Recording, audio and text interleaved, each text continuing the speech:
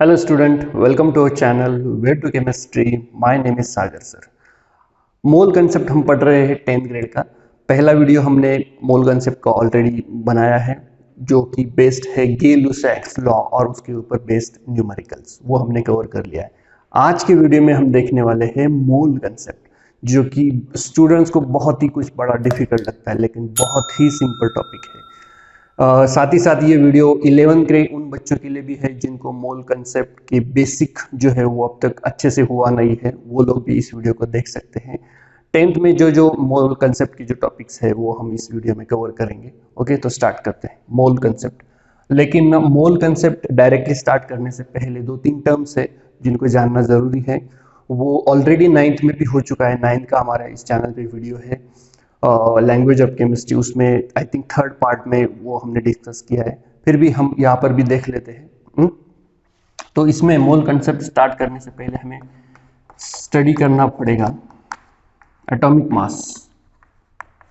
What is mean by atomic mass? The simple word का meaning क्या है? Atomic mass means mass of atom. Okay, so atomic mass is nothing but a mass of an atom. अब देखो atom कितना छोटा होता है ये सबको तो पता है। एटम का कंपैरिजन भी मैंने उस वीडियो में बताया कि एक पिन जो होती है, सुई जो होती है, सुई का जो पॉइंट होता है, ओके, तो उस पॉइंट पर मिलियंस ऑफ एटम रह सकते हैं। कितने? मिलियन, शायद मैंने कम बोले हो, मिलियंस ऑफ एटम रह सकते हैं। इतना छोटा, अब तुम इमेजिन करो कि एटम कितना छोटा होता है। अब उस इतने छोटे एटम को, जिसको आज तक किसी ने सिंगल एटम को देखा नहीं है, उसका मास हम कैसे कैलकुलेट करेंगे? करेक्ट है।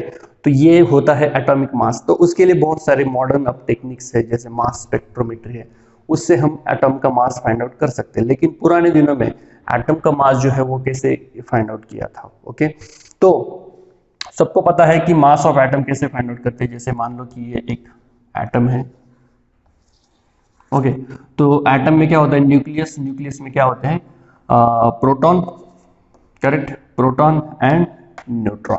और यहाँ पर जो शेल्स है या ऑर्बिट जिसे हम कहते हैं, उसमें क्या होते हैं? इलेक्ट्रॉन। अब हमने ये पढ़ा है कि इलेक्ट्रॉन का मास जो है वो बहुत ही कम होता है, जिसे हम निग्लिजिबल मानते हैं। ओके, तो इलेक्ट्रॉन का मास तो काउंट नहीं करते पूरे एटम के मास में। मास किसका काउंट करते हैं? सिर्फ प्रोटॉन और न्यूट्रॉन का मास काउंट करते हैं। ओके, तो तुमने 7th 8th ग्रेड में ये भी पढ़ा है कि sum of addition of proton and neutron is nothing but a mass number. लेकिन याद रखो वो क्या था? मास नंबर था। अब हमें क्या देखना है? एटॉमिक मास देखना है। ओके, तो प्रोटॉन और न्यूट्रॉन का मास हमें पता है कि प्रोटॉन और न्यूट्रॉन इनका जो मास है वो लगभग सिमिलर है। ओके, कितना होता है वो? 1.66 इंटू 10⁻⁴ ग्राम। ये क्या होता है?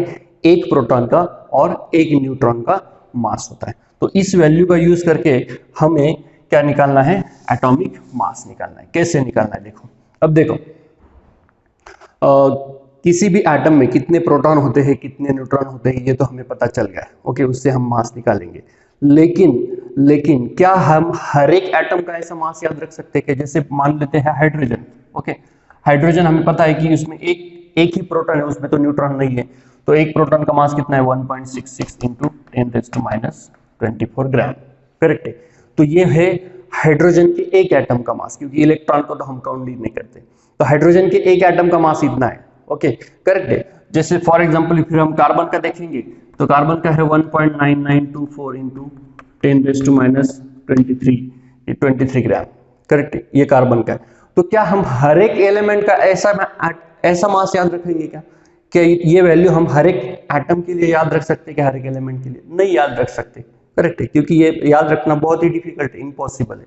ऐसे पीरियोडिक टेबल में 118 एलिमेंट्स है, तो क्या हम हर एक का मास ऐसे याद रखेंगे क्या? नहीं। तो इसको क्या करना पड़ेगा? सिंप्लीफाई करना पड़ेगा, सिंपल करना पड़ेगा। क्योंकि देखो साइंस क्या है, साइंस में हम लोग जो भी चीजें पढ़ते हैं वो हमेशा हम किसकी ओर ले जाते हैं? सिंप्लिसिटी की ओर ले जाते हैं, ताकि सबको समझ में आ जाए। करेक्ट है। तो इसको सिंपल करने के लिए साइंटिस्ट ने क्या किया कि एक स्टैंडर्ड कंसिडर किया। स्टैंडर्ड कैसे? जैसे मान लो कि आप बाजार में जाते हो और बोलते हैं कि हमें सपोज तुम्हें सब्जी खरीदनी है, 1 किलो सब्जी खरीदनी है, कुछ भी। तो वो सब्जी वाला क्या करता है कि 1 किलो का वेट रखता है एक साइड में, जो बीम बैलेंस होता है एक साइड में रखता है 1 किलो का वेट, और दूसरे इसमें सब्जी डालता है। तो दोनों जब इक्वल हो जाते हैं, करेक्ट है, तो वो 1 किलो हो जाता है, करेक्ट है। तो वो जो 1 केजी है वो क्या है, स्टैंडर्ड है। वो स्टैंडर्ड किसने फाइंड आउट किया है, किसने डिसाइड किया है कि ये 1 केजी मतलब इतना रहेगा, और पूरी दुनिया में 1 केजी उतना ही होता है सारे कंट्रीज में। ओके, तो ये सिस्टम होती है international system for units and measurement, वो डिसाइड करते हैं। वैसे ही केमिस्ट्री के लिए जो एटम का जो मास है वो सिंप्लीफाई करने के लिए भी उन्होंने एक यूनिट नया बताया है, जिसे क्या कहते हैं, AMU, एटॉमिक मास यूनिट। इसे बताते भी हैं, लिखते भी किससे है, AMU से लिखते हैं, या कभी कभी सिर्फ U लिखकर भी उसे बताते हैं, that is atomic mass unit. अब एटॉमिक मास यूनिट क्या होता है इसको हम देखेंगे। तो जैसे 1 केजी के लिए उन्होंने स्टैंडर्ड कंसीडर किया है, वैसे ही एटम को स्टैंडर्ड करने के लिए उन्होंने पहले कुछ सालों पहले स्टार्टिंग में हाइड्रोजन एटम को कंसीडर किया था। हाइड्रोजन एटम को उन्होंने कहा कि स्टैंडर्ड मानेंगे और उसके कंपेयर में बाकी का एलिमेंट का मास निकालेंगे, लेकिन बाद में हाइड्रोजन को नहीं कंसीडर किया। अब किसे कंसीडर करते हैं, कार्बन 12 को। कार्बन 12 का जो आइसोटोप है, ओके, कार्बन का जो आइसोटोप है, 3 आइसोटोप होते हैं कार्बन के, C12, C13 एंड C14। तो C12 का जो आइसोटोप है उसे स्टैंडर्ड माना है। ओके, अब हमें पता है कि कार्बन का स्ट्रक्चर कैसा होता है, एटॉमिक स्ट्रक्चर, करेक्ट है। तो ये फर्स्ट इसमें 2 इलेक्ट्रॉन, सेकंड इसमें कितने इलेक्ट्रॉन है, 4 इलेक्ट्रॉन। अब कार्बन का एटॉमिक नंबर हमें पता है कितना है, 6। तो इसके न्यूक्लियस में कितने प्रोटॉन है, 6 प्रोटॉन एंड 6 न्यूट्रॉन, करेक्ट है, ये हमें पता है। अब कार्बन जो है, अब AMU जो है, देखो AMU जो है ये कैसे निकालते हैं, ये निकालते हैं कार्बन से।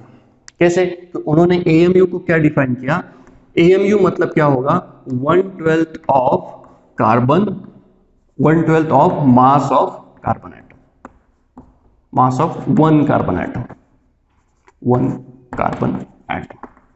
मतलब क्या कि एक कार्बन एटम का मास जितना होगा उसका 1/12 अगर हमने लिया तो वो क्या हो जाएगा, 1 AMU।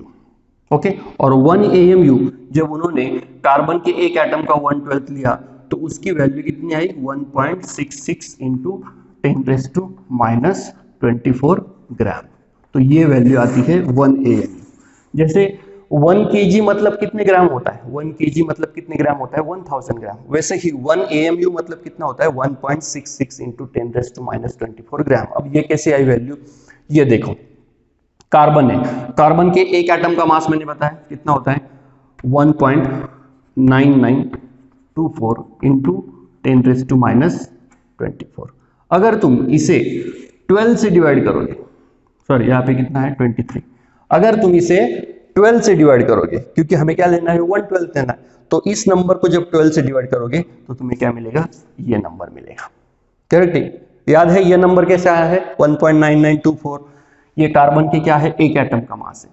अब कार्बन के एक एटम का मास अगर हमें निकालना है तो हम कैसे निकालेंगे, बहुत ही सिंपल है। ओके, कार्बन में कितने प्रोटॉन है, 6 प्रोटॉन। ओके, तो हम क्या करेंगे, 6 into mass of proton plus, क्योंकि प्रोटॉन और न्यूट्रॉन है तो न्यूट्रॉन को भी कंसीडर करना पड़ेगा। न्यूट्रॉन कितने हैं, 6, तो 6 into mass of neutron, correct है। अब देखो, मास ऑफ प्रोटॉन और मास ऑफ न्यूट्रॉन, ओके, वो हमने क्या किया, 1.66 इंटू 10⁻⁻24 ग्राम, करेक्ट है। क्योंकि प्रोटॉन और मास का, प्रोटॉन और न्यूट्रॉन का जो मास है वो क्या होता है, लगभग सेम होता है। वो कितना होता है, 1.66 इंटू 10⁻⁻24। तो इसको मैं ऐसे लिख सकता हूँ क्या, 6 + 6 कितने होते हैं, 12 into mass of proton, correct है, क्योंकि दोनों का मास क्या है, सेम है, करेक्ट है, इक्वल है। सो 12 इंटू 1.66 इंटू 10⁻⁻24, ये क्या आता है, इसको अगर तुम सॉल्व करोगे 12 को इससे मल्टीप्लाई करोगे तो कितना आएगा, 1.9924 आएगा, 1.9924 इंटू 10⁻⁻24 ग्राम। ये क्या है, कार्बन के एक एटम का मास, और उसको 12 से डिवाइड किया, क्योंकि AMU की डेफिनेशन ही क्या है, 1/12 of mass of 1 carbon atom, इसलिए इसको 12 से डिवाइड किया तो वैल्यू क्या आई, 1.66। यही वैल्यू आई, देखो जो मास ऑफ प्रोटॉन था वो कैसे आई, क्योंकि अगर तुम यहां पर 1.1 कार्बन के एक एटम का मास इतना आया था ना 1.9924, तो इसकी जगह तुम ये वैल्यू अगर लिखोगे तो क्या आएगा 12 इंटू 1.66 इंटू 10⁻⁻²4। तो 12 क्या हो जाएगा, कैंसिल हो जाएगा, तुम्हें क्या मिलेगा 1 AMU is equal to 1.66 into 10⁻²4। Clear है, बहुत ही सिंपल है, एकदम इंपॉर्टेंट है AMU को समझना। ओके, अब से तुम याद रखोगे कि 1 AMU मतलब कितना होता है 1.66 इंटू 10⁻²4। 10th के लिए इसका इतना ज्यादा यूज नहीं है, लेकिन 11th में तुम्हें इसका बहुत ज्यादा यूज होने वाला है। ओके, तो ये तो हुआ AMU, ये हुआ एटॉमिक मास। अब AMU तो हमने डिफाइन कर लिया, लेकिन हमारा मेन एम क्या है, हमें क्या करना है कि सारे एटम के जो मास है वो हमें सिंप्लीफाई करने हैं। अब तक हमने सिंप्लीफाई नहीं किया, हमने क्या किया, सिर्फ अब तक AMU को एक नया यूनिट इन्वेंट किया है अब तक। ओके, तो क्या करते हैं देखो, एटॉमिक मास देखा, उसके बाद एक टर्म है relative atomic mass. Relative atomic mass, अब हमें क्या करना है, हमने AMU डिफाइन कर लिया, अब हमें क्या करना है, सारे मासेस जो है सारे एलिमेंट्स के वो सिंप्लीफाई करने। कैसे करेंगे वो, तो जो मास हमें मिलेंगे सिंप्लीफाई करके उसे हम क्या बोलेंगे, रिलेटिव एटॉमिक मास। कैसे करेंगे देखो, जो हमें AMU की वैल्यू मिली है 1 AMU दैट इज 1.66 इंटू 10⁻⁻24 ग्राम, इसको हम रिलेट करेंगे दूसरे एटम के मास के साथ। क्या करेंगे, 1 AMU की जो वैल्यू है इस वैल्यू को हम दूसरे एटम के वैल्यू के साथ रिलेट करेंगे। कैसे रिलेट करेंगे देखो, जैसे सपोज ऑक्सीजन है, सपोज ओके, ऑक्सीजन के एक एटम का मास जो है, या फिर हाइड्रोजन कंसीडर करो। ओके, हाइड्रोजन के एक एटम का मास कितना है 1.67 इंटू 10⁻⁻24 ग्राम। ओके, तो ये क्या है, हाइड्रोजन के एक एटम का मास है, याद रखो। ओके, और 1 AMU की वैल्यू कितनी है 1.66। अब देखो ये दोनों वैल्यू लगभग सिमिलर है, क्योंकि हाइड्रोजन में क्या है, एक प्रोटॉन है ना, एक प्रोटॉन का मास कितना होता है 1.66। यहाँ पे 67 लिखो या फिर 6 लिखो, करेक्ट है, एकदम एग्जैक्ट वैल्यू अगर तुम लिखोगे तो ये आती है 1.67 10⁻⁻24। ओके, तो AMU की वैल्यू हमें रिलेट करनी है किसके साथ, हाइड्रोजन के एक एटम के मास, ये हाइड्रोजन का एक एटम का मास है। ओके, तो कैसे रिलेट करते हैं कि 1.67 इंटू 10⁻⁻24 उसको डिवाइड करेंगे किससे, 1 AMU से, सो 1.66 इंटू 10⁻⁻24। ओके, तो ये 20 माइनस माइनस कैंसिल हो जाएगा, आंसर इसका कितना आएगा 1.008। और ये क्या है, हाइड्रोजन का मास, इसे हम क्या कहेंगे, relative atomic mass of hydrogen. इसको क्या देंगे, यूनिट क्या लिखेंगे इसको, AMU, क्योंकि ये AMU से हमने फाइंड आउट किया है, इससे फाइंड आउट किया है ना हमने, करेक्ट है। अब देखो यहाँ पर भी AMU था और यहाँ पर भी AMU था, इसीलिए इसका यूनिट क्या रहेगा, AMU रहेगा, करेक्ट। ये क्या हुआ, इसका रिलेटिव एटॉमिक मास। वैसे ही तुमने ऑक्सीजन का अगर निकाला तो ऑक्सीजन का आता है 15.99, जिसको हम राउंड अप करके कितना लेते हैं 16 लेते हैं। आपको पता है कि हाइड्रोजन का भी हम लोग राउंड अप करके कितना लेते हैं 1.008 और 1, इतना कुछ ज्यादा डिफरेंस नहीं है, तो हम राउंड अप करके 1 लेते हैं। 15.99 राउंड अप किया तो कितना आएगा 16 आएगा। तो ये नंबर हुए कि नहीं सिंप्लीफाई, करेक्ट है। तो रिलेटिव एटॉमिक मास हमें क्या बताते हैं, सिंप्लीफाइड नंबर्स बताते हैं। ओके, पहले हाइड्रोजन का मास इतना था 1.67 इंटू 10⁻⁻24, ये याद रखना पॉसिबल नहीं है, तो हमने सिंप्लीफाई करके कितना लिया 1 लिया। और कैसे सिंप्लीफाई किया, 1 AMU के साथ रिलेट करके, इसीलिए उसे क्या कहते हैं, ये जो मास मिले हमें इसे क्या कहते हैं, रिलेटिव एटॉमिक मास। समझ में आया सबको, क्लियर है, एकदम सिंपल। वैसे ही नाइट्रोजन अगर लेते हैं हम लोग, तो नाइट्रोजन का मास कितना लेते हैं हम लोग 14 लेते हैं। ओके, तो नाइट्रोजन का एक्चुअल रिलेटिव एटॉमिक मास जो है वो 14 पॉइंट समथिंग आता है, उसे राउंड अप करके हम 14 लेते हैं। वैसे ही सोडियम का कितना लेते हैं 23। तो ये सिंप्लीफाई नंबर है कि नहीं। अब हमारा जॉब बहुत ही सिंपल हुआ कि नहीं, इतने बड़े नंबर याद रखने से अच्छा है कि ये नंबर्स याद रखो। Okay, this is the concept of relative atomic mass. Okay, अब हमने एटॉमिक मास पढ़ लिया, रिलेटिव एटॉमिक मास पढ़ लिया, और एक है तीसरा एवरेज एटॉमिक मास। अब आप पूछोगे कि सर ऐसे कितने एटॉमिक मास है, ज्यादा नहीं, ये सिर्फ 3 ही टाइप के मासेस है। पहले एटॉमिक मास समझ में आया सबको, mass of one atom. Relative atomic mass समझ में आया, हमने क्या किया 1 AMU की वैल्यू जो है उसको रिलेट किया दूसरे एटम के मासेस के साथ। तीसरा क्या है एवरेज एटॉमिक मास, ये वर्ड ही क्या इंडिकेट कर रहा है एवरेज। अब तुम सबको पता होगा कि बहुत सारे ऐसे एलिमेंट है जो नेचर में उनके आइसोटोप्स भी एग्जिस्ट करते हैं। जैसे हाइड्रोजन के 3 आइसोटोप्स है, हाइड्रोजन, ड्यूटेरियम, ट्रिटियम के एटॉमिक मासेस ऐसे, सबका एटॉमिक नंबर क्या आता है 1, करेक्ट है। जैसे अभी अभी मैंने कार्बन के बताए C12, C13, C14। क्लोरीन के भी होते हैं, क्लोरीन का एटॉमिक नंबर 17 है, मास नंबर 35 और उसका आइसोटोप 37, करेक्ट है। सो ऐसे बहुत सारे एलिमेंट है जो आइसोटोप के फॉर्म में भी मतलब उनके आइसोटोप भी नेचर में एग्जिस्ट करते हैं। तो तुम्हारे पास जो भी सैंपल होगा ना, मतलब तुम्हारे पास कोई भी एक कंपाउंड है सपोज, ओके, तुम क्या करोगे उसका मॉलिक्यूलर मास फाइंड आउट करोगे। हम आगे देखते हैं मॉलिक्यूलर मास कैसे फाइंड आउट करते हैं। या फिर मान लो कि तुम्हारे पास हाइड्रोजन गैस दे दिया किसी ने, तो उस हाइड्रोजन में पॉसिबिलिटी है ना कि हाइड्रोजन भी हो सकता है, थोड़े से अमाउंट में ड्यूटेरियम हो सकता है, थोड़े से अमाउंट में ट्रिटियम भी हो सकता है, करेक्ट है। उसके आइसोटोप भी हो सकते हैं। जैसे तुमने अगर क्लोरीन गैस लिया, क्लोरीन क्या होता है गैसीय स्टेट में होता है।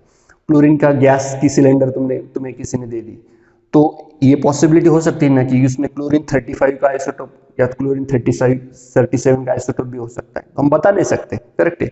तो इसीलिए कंसेप्ट निकाला है average atomic mass. Average atomic mass मतलब क्या, नेचर में जितने भी आइसोटोप्स है उस पर्टिकुलर एलिमेंट के, उनका क्या निकालेंगे एवरेज निकालेंगे। तो उनके उनके एरिथमेटिक मीन निकालते हैं उसका, ओके। वो बुक में दिया है डिटेल में कैसे निकालते हैं, तो तुम लोग देख लो, उसमें इतना कुछ हार्ड नहीं है। तो इन दोनों का एवरेज जो है ना, वो एवरेज आता है 35.5 आता है। इसीलिए क्लोरीन का जो मास है, ओके, एटॉमिक मास जो वो कितना कंसीडर करते हैं 35.5 कंसीडर करते हैं। समझ में आया, this is called average atomic mass, okay. तो 3 टाइप के एटॉमिक मासेस हमने पढ़ लिए। मोल कंसेप्ट स्टार्ट करने से पहले और एक टर्म जो हमें जाननी है वो है मॉलिक्यूलर मास।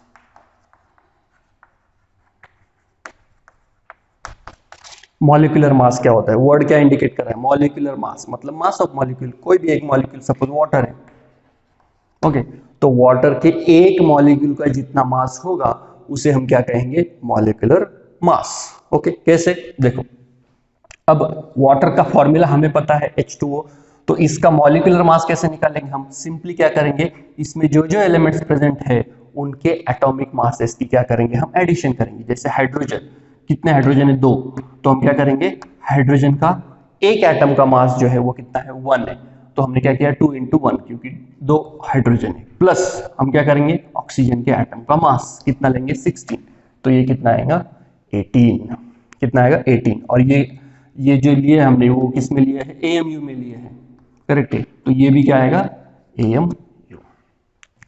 समझ में आया, this is called as a molecular mass. So 18 is the molecular mass of H2O। ऐसे ही किसी भी इसका तुम मॉलिक्यूलर मास निकाल सकते हो। जैसे सपोज मैंने नाइट्रिक एसिड लिया, तो नाइट्रिक एसिड का कैसे निकालेंगे, हाइड्रोजन का 1, नाइट्रोजन का कितना होता है, ओके। यहाँ पे हम लोग रिलेटिव एटॉमिक मास कंसीडर कर रहे हैं, ओके। रिलेटिव एटॉमिक मास याद है सिंप्लीफाइड नंबर 14।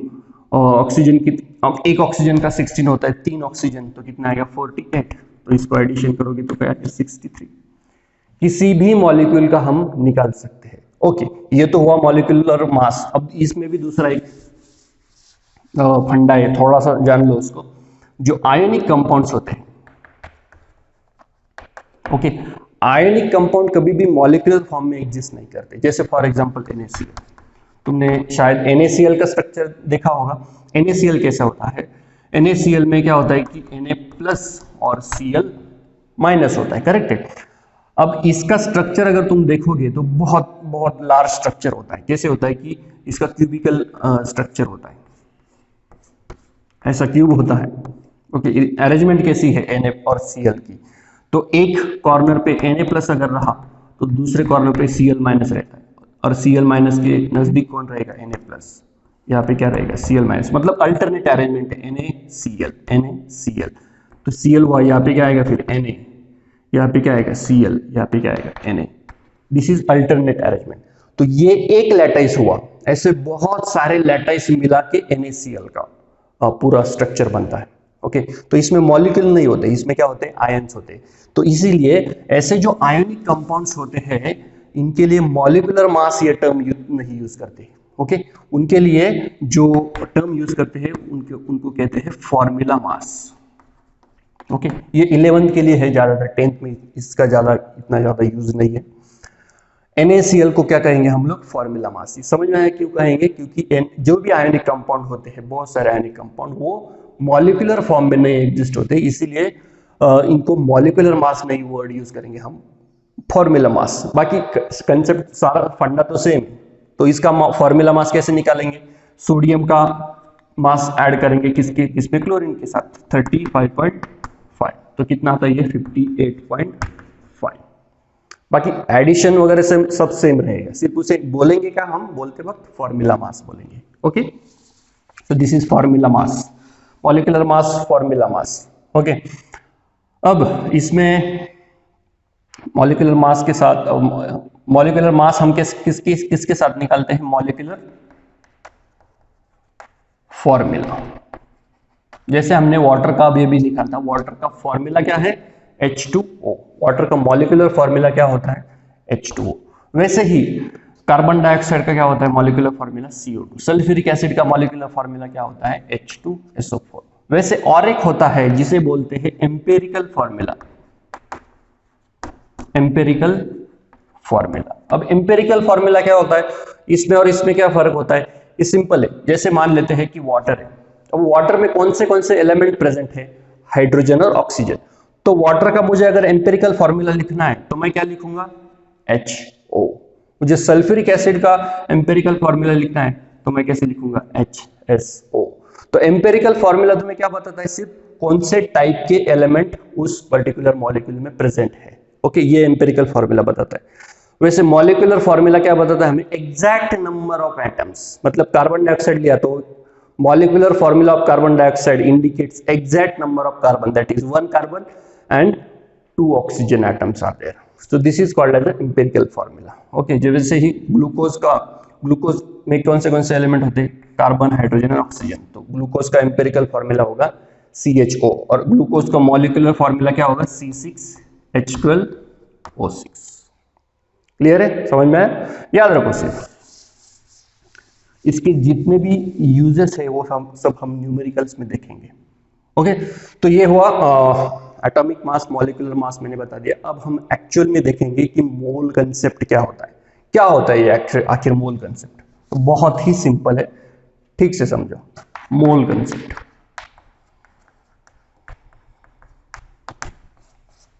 मोल कंसेप्ट को अगर एकदम सिंपल तरीके से अगर बताना है, तुम्हारे बुक में भी दिया है कि जब एक डजन क्वांटिटी जो होती है, एक डजन क्वांटिटी, एक डजन में तो हमें पता है कि एक डजन में कितनी क्वांटिटी होती है, 12, करेक्ट है। वैसे ही जो मोल होता है, 1 मोल, उसमें कितने होते हैं, 6.022 इंटू 10⁻23।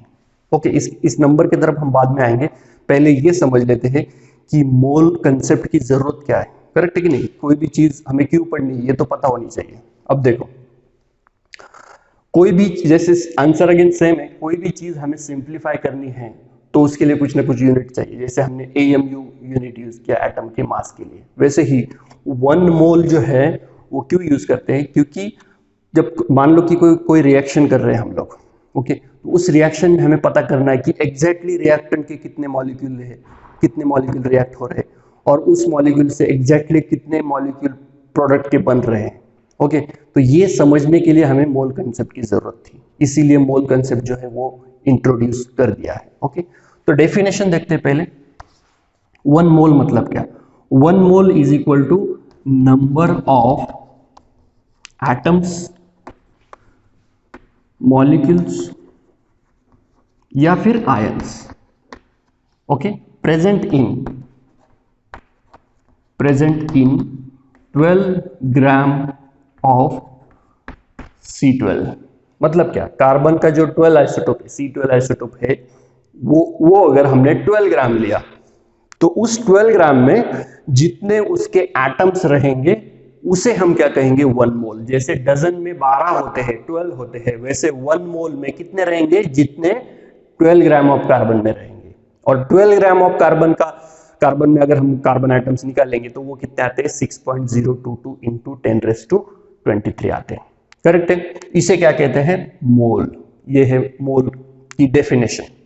अब यहाँ पे मैंने क्या लिखा, नंबर ऑफ एटम्स हो सकते हैं, मॉलिक्यूल्स हो सकते हैं या फिर आयंस हो सकते हैं। कैसे, जैसे मैंने यहाँ पे क्या बताया, कार्बन एटम लिखा है। जैसे मैंने अगर 1 मोल ऑफ वाटर लेने हैं, ओके, तो वाटर ये क्या है, मॉलिक्यूल है। क्या हम वाटर को एटम बुला सकते हैं, नहीं, वाटर ये मॉलिक्यूल है, इसलिए हम क्या बोलेंगे, 1 मोल ऑफ वाटर मॉलिक्यूल बोलेंगे।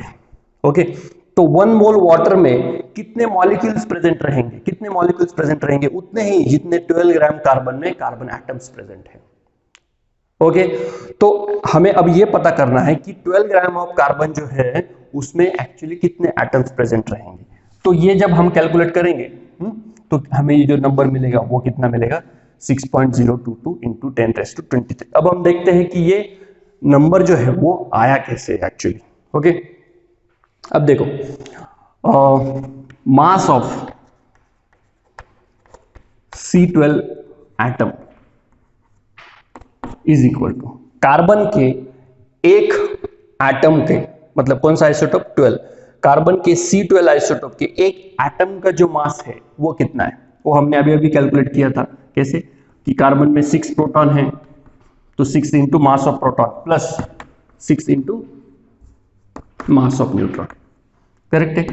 तो मास ऑफ प्रोटॉन और मास ऑफ न्यूट्रॉन सेम होता है, तो हम लोग क्या लिखेंगे, 12 इंटू कितना होता है, 1.66 इंटू 10⁻24 ग्राम। करेक्ट है। मास ऑफ प्रोटॉन कितना होता है, 1.66 इंटू 10⁻24, और ये 6 + 6 इज इक्वल टू क्या है, 12 आया। ओके, तो इसको जब हम मल्टीप्लाई करेंगे, ओके, तो ये कितना आता है, 1.9924 इंटू 10⁻24 ग्राम। ओके, तो कार्बन के एक एटम का मास ऑफ, मैं यहां पे लिखता हूं, मास ऑफ 1 कार्बन एटम कितना आया, 1.9924 इंटू 10⁻24, या फिर 12 इंटू 1.66 इंटू 10⁻24। ये क्या आया, कार्बन के एक एटम का मास। मुझे क्या करना है, मुझे 12 ग्राम कार्बन में कितने एटम्स है ये फाइंड आउट करने हैं।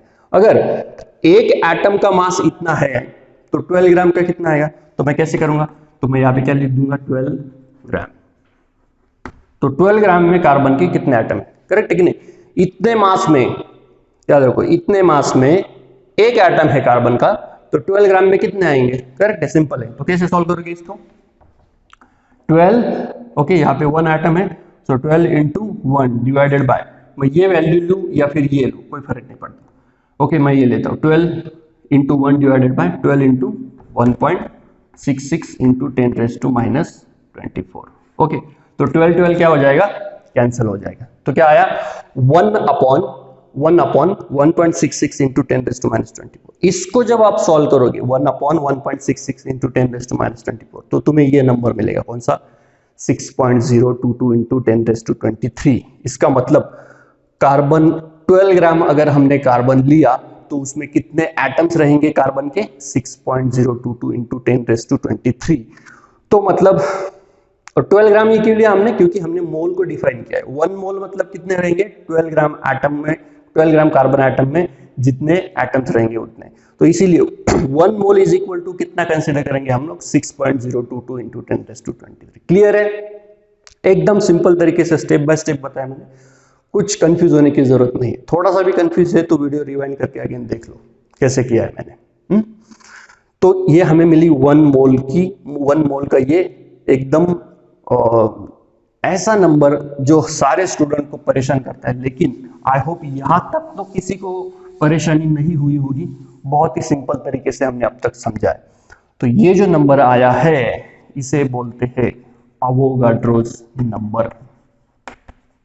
एवोगाड्रोस लॉ याद है सबको, हमने पहले वीडियो में भी एवोगाड्रोस लॉ के एप्लीकेशन देखे। ओके, एवोगाड्रोस लॉ से ही ये नंबर, इस नंबर को नाम दिया है एवोगाड्रोस नंबर। ओके, तो अब हम, इस is called as a mole concept. अब हम क्या करते हैं, इसके कुछ न्यूमेरिकल्स देखते हैं। ओके, लेकिन न्यूमेरिकल्स देखने से पहले अब ये एक बार वापस रिवाइज कर लो कि 1 mole is equal to, 1 mole is equal to कितने मॉलिक्यूल्स रहेंगे, 6.022 इंटू 10⁻23 एटम्स, मॉलिक्यूल्स या फिर आयंस। मैंने समझाया कि एटम्स किसको कब बोलते हैं, मॉलिक्यूल्स कब किसको बोलते हैं। ओके, लेकिन यहां पर एक क्वेश्चन आता है कि मान लो तुम्हारे पास कार्बन डाइऑक्साइड, ओके, और तुम्हें किसी ने बोला, सपोज मैंने तुम लोगों को बोला कि मुझे 1 मोल कार्बन डाइऑक्साइड चाहिए, तो कैसे करोगे तुम? मुझे 1 मोल कार्बन डाइऑक्साइड तुम कैसे दोगे? कार्बन डाइऑक्साइड तो गैस है, उसको तो एक एक मॉलिक्यूल ऐसे पकड़ के सिलेंडर में नहीं डाल सकते ऐसा, करेक्ट है ना? तो 1 मोल तुम्हें कार्बन डाइऑक्साइड लेना है तो तुम कैसे लोगे? ओके, तो वो तुम कैसे लेते हैं?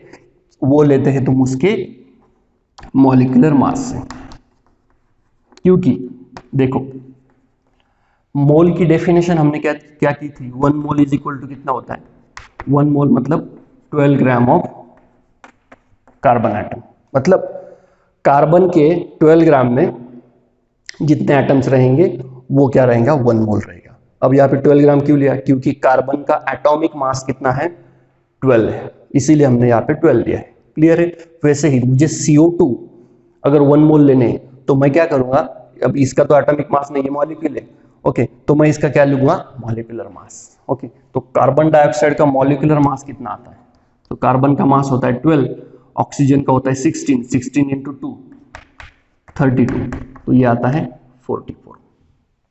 ओके, तो मैं जब 44 ग्राम कार्बन डाइऑक्साइड मेजर करके लूंगा तो मेरे पास कितना होगा कार्बन डाइऑक्साइड, कितने मोल आ जाएगा, 1 मोल। समझ में आया 1 मोल कैसे लेते हैं?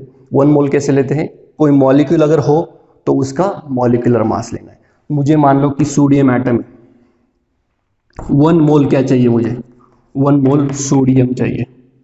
ओके, अब सोडियम तो मॉलिक्यूल नहीं है, ओके, ये मेटल है, तो उसका हम क्या लेंगे, एटॉमिक मास। और सोडियम का एटॉमिक मास कितना है, 23। क्लियर है? समझ आ रहा है यहाँ तक? तो 23 ग्राम जब मैं सोडियम लूंगा तो मुझे कितना सोडियम मिलेगा, 1 मोल मिलेगा। करेक्ट है कि नहीं? समझ में आ रहा है सबको? जैसे तुम्हें एप्पल लेने हैं तो तुम बोलोगे कि मुझे 12 एप्पल्स चाहिए, एप्पल वाले को बोलोगे कि मुझे 12 एप्पल्स चाहिए, तो वो बोल देगा मैं तुम्हें 12 नहीं दूंगा। वो एप्पल वाला तुम्हें बोलेगा कि मैं तुम्हें 12 एप्पल नहीं दूंगा, मैं तुम्हें 1 डजन दूंगा। तो तुम क्या करोगे, हंसोगे कि नहीं? क्योंकि 12 मतलब ही क्या होता है, 1 डजन होता है। वैसे ही 23 ग्राम ऑफ सोडियम मतलब ही कितना होता है, 1 मोल होता है। समझ में आया सबको? बहुत ही सिंपल है। अब यहाँ पे तुम लोगों ने देखा होगा कि मैंने यहाँ पे ग्राम ग्राम का यूनिट लगाया है, तो ये क्या है, ये इसमें एक मैं बात बताना भूल गया। एटॉमिक मास हमने देखा, रिलेटिव एटॉमिक मास हमने देखा, उसके बाद एवरेज एटॉमिक मास हमने देखा। तो मैंने बताया था कि 3 ही होते, लेकिन इसके अलावा भी है, और एक है फोर्थ जिसे कहते हैं ग्राम एटॉमिक मास। डरने की जरूरत नहीं है, बहुत ही सिंपल है, ग्राम एटॉमिक मास। अब ग्राम एटॉमिक मास क्या होता है कि जैसे हमने एटॉमिक मास में, रिलेटिव एटॉमिक मास में देखा कि किसी भी एटम का मास जो है, जैसे मान लेते हैं कि ऑक्सीजन है, ऑक्सीजन का हम कितने लेते हैं, 16, उसको क्या लगाते हैं, AMU। करेक्ट है कि नहीं, 16 AMU, ये क्या है, एटॉमिक मास है किसका, ऑक्सीजन का। अब देखो ये वैल्यू 16 AMU, अगर मैंने इसको ऐसे लिख दिया 16 AMU की जगह 16 ग्राम, तो ये बन जाता है ग्राम एटॉमिक मास। बहुत ही सिंपल है, कुछ नहीं करना है। 10 तक अभी तक इतना समझ लो, 11th में थोड़ा सा इसमें तुम्हें एक्चुअल समझ में आ जाएगा कि ये AMU से ग्राम में कैसे करते हैं, और 16 AMU मतलब कितना स्मॉल होता है। पहले इस नंबर को जरा इसको जरा फील करो थोड़ा सा। कैसे, देखो 1 AMU कितना होता है, अभी हमने देखा 1.66 इंटू 10⁻24 ग्राम। करेक्ट है? तो 16 AMU मतलब मैं कैसे लिख सकता हूं इसको, 16 इंटू 1.66 इंटू 10⁻24। तो ये होता है एक्चुअली ऑक्सीजन का मास, एटॉमिक मास। ओके, तो AMU जैसे मैंने बताया सिंप्लीफाई करने के लिए ये यूनिट साइंटिस्ट ने डिराइव किया है, वैसे 1 AMU की वैल्यू हमने यहाँ पे लिख दी। तो ये हो गई AMU, और ये इसको मैं क्या लिख सकता हूँ अब ग्राम, क्योंकि 1 AMU मतलब क्या है 1.66 इंटू 10⁻24 ग्राम। तो ये हो गई ग्राम में वैल्यू और ये हो गई AMU में वैल्यू। क्लियर है? यहाँ तक कोई डाउट नहीं है, समझ में आ रहा है सबको? 16 इंटू 1.66 इंटू 10⁻24 ग्राम। ओके, तो ये जो है ग्राम एटॉमिक, ये जो है ग्राम एटॉमिक मास। तो सिर्फ क्या करना है तुम्हें, 16 AMU जो है उसकी जगह तुम्हें क्या कर देना है, सिर्फ 16 ग्राम। ये हो गया उसका ग्राम एटॉमिक मास। क्लियर है? यहाँ तक कोई डाउट नहीं? अभी इस नंबर को जरा फील करो, 1.66 इंटू 10⁻24। ये समझ में आ रहा है? ये नंबर समझ में आ रहा है कितना छोटा है? इसको अगर तुम्हें लिखना है ना तो कैसे लिखोगे, 0.0000, कितने जीरो आएंगे ऐसे, 24 जीरो आएंगे। कितने जीरो आएंगे, 24 जीरो। इसके बाद आएगा 166, इसके बाद आएगा 00166 ग्राम। कितना छोटा मास है। तो क्या तुम्हें ऐसा नंबर लिख सकते हो क्या? नहीं। तो सिंप्लीफाई करने के लिए हम लोग ऐसे राउंडेड ऑफ नंबर लेते हैं। क्लियर है? ओके, कंफ्यूज नहीं होना है बिल्कुल। जब हम न्यूमेरिकल्स लेंगे तो और तुम्हारे ये कंसेप्ट सारे क्लियर होते जाएंगे। ओके, तो हम बात कर रहे थे कार्बन डाइऑक्साइड की। 1 मोल तुम्हें कार्बन डाइऑक्साइड लेना है तो कितने ग्राम लोगे तुम, उसका जितना मॉलिक्यूलर मास है 44 ग्राम। ओके, तो अब ये जो रिलेशन है मैंने क्या लिखा, 1 मोल मतलब कितना होता है, 6.022 इंटू 10⁻23। ये क्या हो सकते हैं, एटम्स हो सकते हैं, मॉलिक्यूल्स हो सकते हैं, या फिर आयंस हो सकते हैं। Okay, is equal to molecular mass. Molecular mass, तो ये तुम्हें याद रखना है। सारे न्यूमेरिकल्स जो है वो हम इसी से सॉल्व करेंगे। इसमें और एक ऐड कर लो कि अगर कोई गैसेस सब्सटेंस है 22.4 लीटर, क्योंकि गैस जो है वो हम किस में मेजर करते हैं, लीटर में मेजर करते हैं, या डेसीमीटर क्यूब में, या सेंटीमीटर क्यूब में। तो सेंटीमीटर क्यूब में अगर करोगे इसको तो सिर्फ क्या आएगा, ये 22,400। ओके, तो ये पूरा तुम्हें याद रखना है। सारे न्यूमेरिकल्स 10 ग्रेड तक के जितने न्यूमेरिकल्स है तुम्हें सारे हम इसी से सॉल्व करेंगे, कोई फॉर्मूला नहीं यूज करेंगे। मोल कंसेप्ट में ज्यादातर स्टूडेंट फॉर्मूला की वजह से डर जाते हैं, लेकिन इसमें कोई भी फॉर्मूला, न्यूमेरिकल जो हम सॉल्व करेंगे कोई भी फॉर्मूला नहीं यूज करेंगे। ओके, थोड़े बहुत फॉर्मूले तुम्हें 11th में लर्न करने पड़ेंगे, लेकिन वो भी बहुत ही सिंपल होते हैं। 10th में हम कोई फॉर्मूला नहीं यूज करेंगे, सिर्फ इसी से हम सारे न्यूमेरिकल्स सॉल्व करेंगे। समझ में आ रहा है ये नंबर सबको? ओके, चलिए न्यूमेरिकल्स देखते हैं। इसको मैं जरा थोड़ा सा अच्छे से लिख लेता हूं क्योंकि हमें ये बार बार यूज करने हैं। So 1 mole is equal to molecular mass is equal to 6.022 into 10⁻23 is equal to, okay, क्योंकि ये हमें बार बार यूज करना है। ओके, तो पहला देखते हैं हम लोग। सिंपल, हम वाटर से स्टार्ट करते हैं। अब मान लो तुम्हें किसी ने बोला कि मुझे 1 मोल वाटर चाहिए, तो अब तो तुम्हें पता चल गया कि तुम क्या करोगे, 18 ग्राम वाटर लोगे, क्योंकि 18 क्या है इसका मॉलिक्यूलर मास है। कभी कभी मॉलिक्यूलर मास की जगह मॉलिक्यूलर वेट ये वर्ड भी यूज करते हैं। ओके, याद रखो मॉलिक्यूलर मास मॉलिक्यूलर वेट दोनों सेम होते हैं। अगर मैंने तुम्हें कहा कि मुझे 1 मोल वाटर दो तो तुम मुझे कितना दोगे, 18 ग्राम लो। ओके, अगर मैंने तुम्हें ऐसा कहा कि मुझे 0.1 मोल वाटर चाहिए तो तुम कितना ग्राम दोगे? करेक्ट है, सिंपल है। कैसे सॉल्व करोगे? तुम्हें पता है कि 1 मोल इज इक्वल टू 18 ग्राम है, तो 0.1 मोल मतलब कितने ग्राम आएगा वाटर? करेक्ट है, सिंपल है। कैसे करोगे? 0.1 इंटू 0.1 इंटू 18। करेक्ट है, तो ये कितना आएगा, 1.8 ग्राम। करेक्ट है, तो मैंने अगर कहा कि 0.1 मोल मुझे वाटर दो तो तुम मुझे कितना ग्राम दोगे, 1.8, क्योंकि मोल तुम तो मेजर नहीं कर सकते ना ऐसे। करेक्ट है, तो मोल को ग्राम में कन्वर्ट करते हैं, मतलब मोल जो देते हैं वो ग्राम की हेल्प से देते हैं। अब इसमें ऐसे भी आ सकता है कि 18 ग्राम 18 ग्राम मतलब क्या होता है, 1 mole of water, 1 mole of water is equal to 18 gram. तो मैंने अगर तुम्हें कहा कि मुझे बताओ मुझे कि 9 ग्राम वाटर मतलब कितने मोल होगा, तो आप मुझे सिंपली बता दोगे सर 18 ग्राम मतलब अगर 1 मोल है तो 9 ग्राम मतलब कितना होगा, 0.5 मोल। करेक्ट है, सारे न्यूमेरिकल इसी के इसमें घूम रहे हैं। देखो अभी न्यूमेरिकल लेते हैं हम लोग ताकि तुम्हें और अच्छे से समझ में आ सके। Calculate the number of molecules, calculate the number of molecules present in 0.25 mole of carbon dioxide. तुम्हें क्या करना है, क्या क्वेश्चन है, क्वेश्चन हमेशा ठीक से पढ़ो। क्वेश्चन पढ़ने में ज्यादातर स्टूडेंट गलती करते हैं और फिर उनका आंसर रॉन्ग आता है। Calculate the number of molecules, number of molecule calculate करने present in 0.25 mole of CO2। Okay, तो बहुत ही सिंपल, बस इसका यूज करेंगे हम, कुछ नहीं करेंगे। तो सबसे पहले क्या करो, CO2 का मॉलिक्यूलर मास निकाल लो। तो 12 प्लस 2 इंटू 16। ओके, सो 12 प्लस 32 ये आता है 44 ग्राम। याद रखो एग्जाम में जब तुम न्यूमेरिकल सॉल्व करते हो तो तुम्हें स्टेप्स को मार्क होते हैं। तुम्हारे स्टेप्स जो तुम लिखते हो उसमें मार्क होते हैं। तो तुम पहले सबसे पहले स्टेप में अगर इसका मास निकालोगे तो तुम्हें 1 मार्क यही मिल जाता है। ओके, तो स्टेप्स को मार्क होते हैं, याद रखो कोई भी स्टेप्स छोड़नी नहीं है।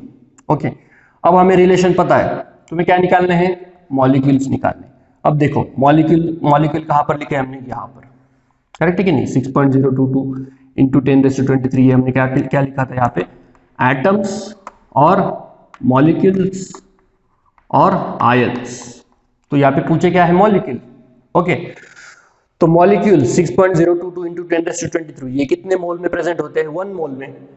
करेक्ट है कि 1 मोल में इतने, तो तुम्हें कितने में पूछे, 0.25 में। करेक्ट है, तो यहाँ पे एक्चुअली इसकी जरूरत भी नहीं थी। सो 1 मोल ऑफ CO2, अगर मुझे 1 मोल CO2 लेने हैं तो 1 मोल CO2 में कितने मॉलिक्यूल्स आएंगे CO2 के, सिंपल है, इतने। करेक्ट है, 6.022 इंटू 10⁻23 पूरा लिखते जाओ लिखते वक्त, मॉलिक्यूल्स ऑफ CO2। करेक्ट है, यहां तक तो कोई डाउट, क्लियर है, यहां तक कोई डाउट नहीं है। ओके, 1 मोल ऑफ CO2 में इतने हैं, तो तुम्हें सिंपल पूछा है कि कितने मॉलिक्यूल प्रेजेंट रहेंगे 0.25 में। तो कैसे करोगे, मोल की साइड में मोल लिखो, 0.25 mole of CO2 is equal to how many, question mark. Correct है, तो यहाँ पे कैसे सॉल्व करोगे, सिंपल यूनिटरी मेथड यूज करनी है। 0.25 इंटू 6.022 इंटू 10⁻23 डिवाइड किससे करोगे, 1 से करोगे। ओके, तो ये जब सॉल्व करोगे तो इसका आंसर कितना आता है, मैं डायरेक्टली आंसर देता हूं तुम्हें। इसका आंसर आता है 1.50 इंटू 10⁻23 मॉलिक्यूल्स ऑफ CO2। समझ में आया? इसको हमने सिर्फ ये दोनों नंबर मल्टीप्लाई किए, 1.50 into 10⁻23 molecules of CO2। Correct है, तो इसका मतलब 0.25 मोल्स ऑफ CO2 में इतने मॉलिक्यूल्स प्रेजेंट रहेंगे।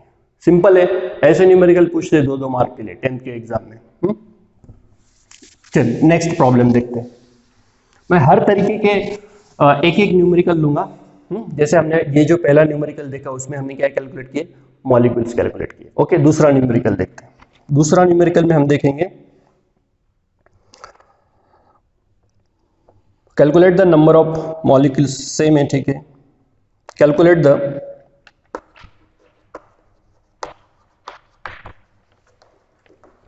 The mass of 3 into 10⁸ molecules of water. मतलब क्या पूछा है, देखो यहाँ पे कैलकुलेट द मास, क्या कैलकुलेट करना है, मास कैलकुलेट करना है किसका, of 3 into 10⁻8 molecules of water. मतलब इतने मॉलिक्यूल अगर सपोज तुम्हें दिए हैं वाटर के, तो उसका मास कितना आएगा? सिंपल है एकदम। अगेन क्या करोगे? यही रिलेशन यूज करोगे, क्या कि 1 मोल ऑफ वाटर। अब यहाँ पे क्या दिया है देखो, मॉलिक्यूल, तुम्हें इसमें से क्या यूज करना है? यहाँ पे क्लियरली अगर मॉलिक्यूल दिया है तो ये नंबर यूज करो। 1 mole of water is equal to 6.022 into 10⁻23 molecules, correct है? एक मोल वाटर में इतने मॉलिक्यूल्स रहेंगे, तो तुम्हें इतने मोल का मास पूछा है, करेक्ट है? और एक मोल मतलब कितना वाटर रहेगा, करेक्ट है? 1 mole of H2O is equal to 18 gram,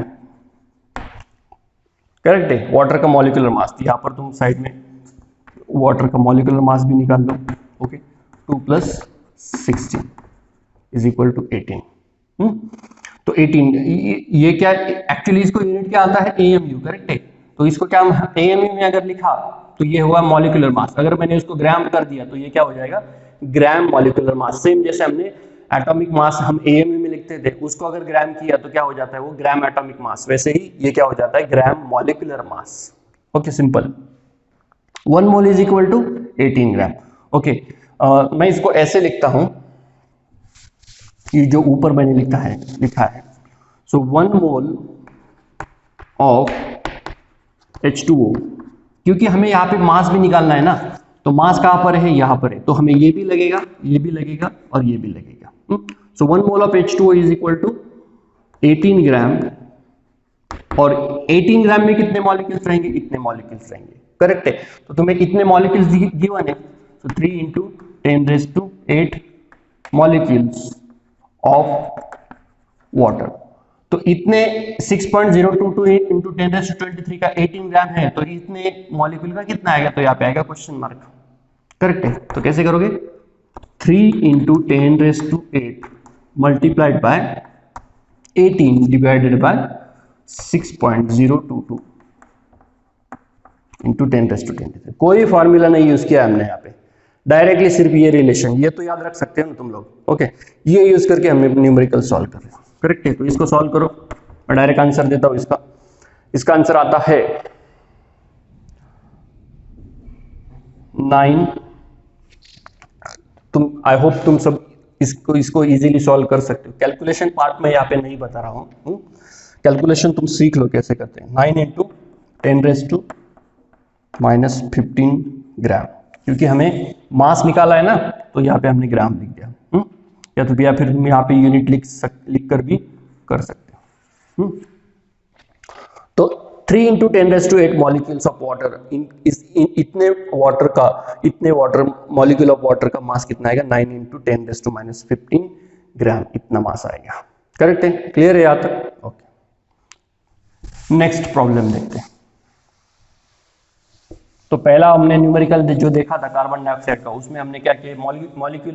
molecule calculate किए। सेकंड जो हमने देखा उसमें मॉलिक्यूल से हमने मास फाइंड आउट किया। अब दूसरा टाइप का एक देखते हैं, calculate the mass of 3.2 moles of calcium carbonate. अब कैल्शियम कार्बोनेट जो है उसका मास हमें फाइंड आउट करना है, कितने की? इसका 3.2, मतलब यहाँ पे मोल्स गिवन है, ओके? जब भी कोई तुम्हें वैल्यू दी होती न्यूमेरिकल में, तो उसको रिलेशन के साथ रिलेशन की तरफ देख लो एक बार। तो मोल दिया है तुम्हें, ओके? तो ये मोल दिया है, तुम्हें क्या कैलकुलेट करना है? मास, ओके? तो तुम्हें यही दो वैल्यू, इसकी ही दोनों की जरूरत पड़ेगी, इसकी और इसकी कोई जरूरत नहीं है, ओके? तो क्या करोगे? पहले मॉलिक्यूलर मास लगेगा तुम्हें, तो मॉलिक्यूलर मास कैलकुलेट कर लो। Molecular mass of CaCO3, okay? So calcium का मास कितना होता है? 40 प्लस कार्बन 12, 3 ऑक्सीजन का कितना होता है? 48, एक ऑक्सीजन का 16, ओके? सो 8 2s 10, 4 5 6 100। मॉलिक्यूलर मास कितना आता है कार्बन डाइऑक्साइड कैल्शियम कार्बोनेट का? 100 ग्राम आता है। तो इसका मतलब क्या हुआ? 1 mole of CaCO3 is equal to 100 gram, okay? तो तुम्हें दिया क्या है? 3.2। देयरफॉर 3.2 मोल्स ऑफ CaCO3, इसका मास कितना आएगा? सिंपल है, 1 मोल का इतना है तो 3.2 का इतना। यूनिटरी मेथड क्या करोगे? 3.2 into 100 divided by 1। Okay, 3.2 into 100 divided by, ये कितना आएगा? 320 ग्राम। करेक्ट है। सो 3.2 मोल अगर तुम्हें कैल्शियम कार्बोनेट लेना है तो कितने ग्राम लेना पड़ेगा? 320 ग्राम। ओके, चलो, तो यहां पर हमने क्या किया? मोल से हमने मास निकाला। मोल गिवन था, नंबर ऑफ मोल्स गिवन थे, तो उससे हमने क्या किया? उससे हमने मास निकाला। नेक्स्ट जो है वो देखते हैं।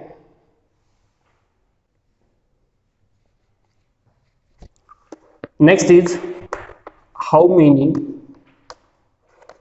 Atoms of oxygen are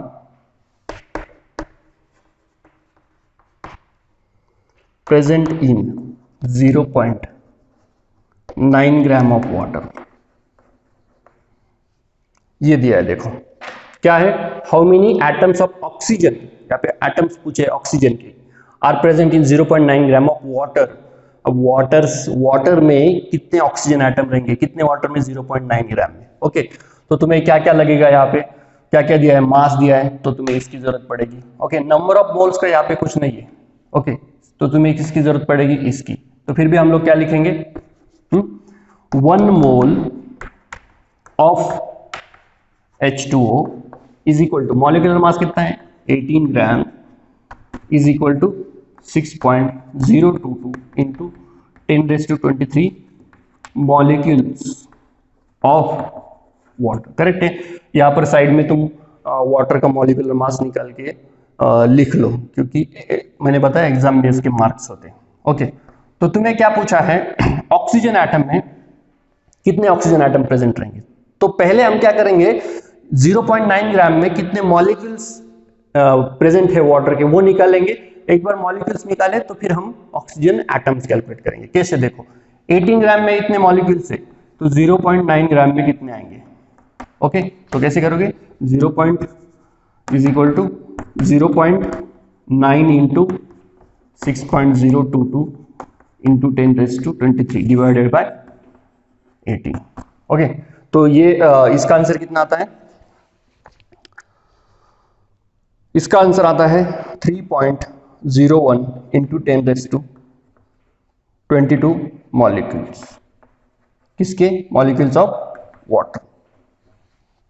okay, इतने मॉलिक्यूल्स आएंगे। अब देखो, 0.9 ग्राम में इतने वाटर मॉलिक्यूल प्रेजेंट है, मतलब ये जो वाटर मॉलिक्यूल है ये कितने प्रेजेंट है? इतने प्रेजेंट है।